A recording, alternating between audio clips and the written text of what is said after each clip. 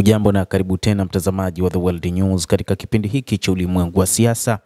Mimi ni Adam Hussein na tunakujuza mengi yanayojiri ulimwenguni, lakini wakati huu tunaitazama Israeli ya Benjamin Netanyahu ambayo inakabiliwa na shinikizo kufuatia vita vyake vya Gaza.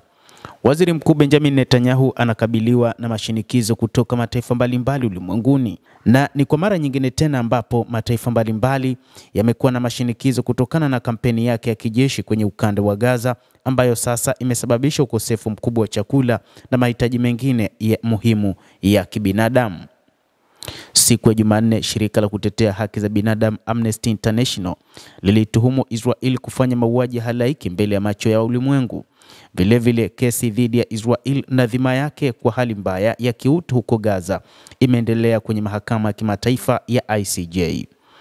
Mbali na ripoti hiyo ya Amnesty International inayoendelea kwenye mahakama hiyo ya ICJ, Israel inakabiliwa pia na shinikizo la ziada kutoka kwa mawaziri wa mambo ya nje wa nchi za muungano wa BRICS walioitaka Israel kuviondoa kabisa vikosi vyake katika ukanda wa Gaza, huku wakisisitiza kuwa kizuizi cha misaada kwa zaidi ya siku 50 katika eneo hilo ni kitendo kisichokubalika. BRICS ambayo inaundwa na mataifa kama vile Urusi, China, India, Afrika Kusini pamoja na Brazil na mataifa mengine ambayo yameingia katika siku za hivi karibuni kama vile Iran na mataifa mengine, yameeleza kwamba wakati huu si wakati wa kuiangalia Israeli ya Netanyahu kufanya inachokitaka katika eneo hilo la ukanda wa Gaza kwa kutaka kuua mamilioni ya watu kutokana na njaa.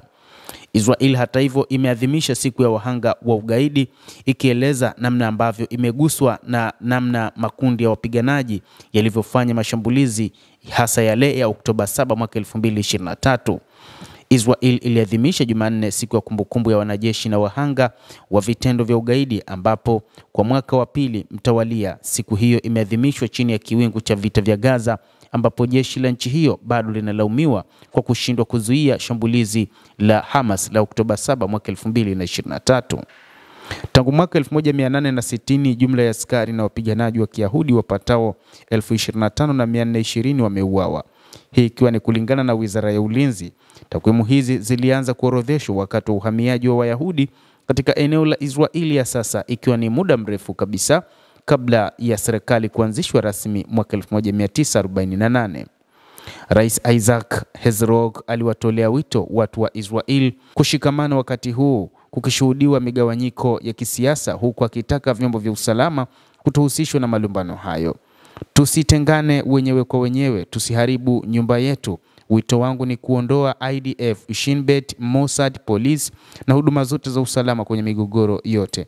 Kwa sasa tuimarishe watetezi wa ardhi yetu takatifu kama tunavyoagizwa na mafundisho. Katika hatua nyingine, Katibu Mkuu wa Umoja wa Mataifa Antonio Guterres siku ya jana amewatolea wito viongozi wa dunia kuonyesha ujasiri wa kisiasa ili kuwawezesha suluhu la mataifa mawili katika mzozo kati ya Israel na Palestina, huku akisema kuwa miezi 18 ya vita huko Gaza imepelekea hali ngumu ya kibinadamu na mbaya zaidi.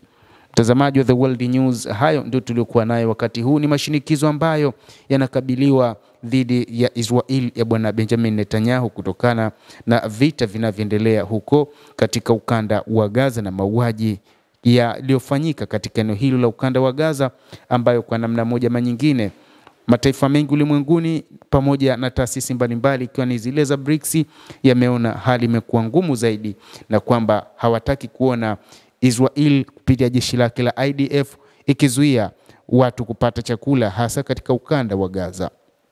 Endelea kutufuatilia mtazamaji, lakini usisahau kulike, usisahau kucomment, kadhalika na kusubscribe channel yetu hii upate habari hizi kwa mapana hapa The World News.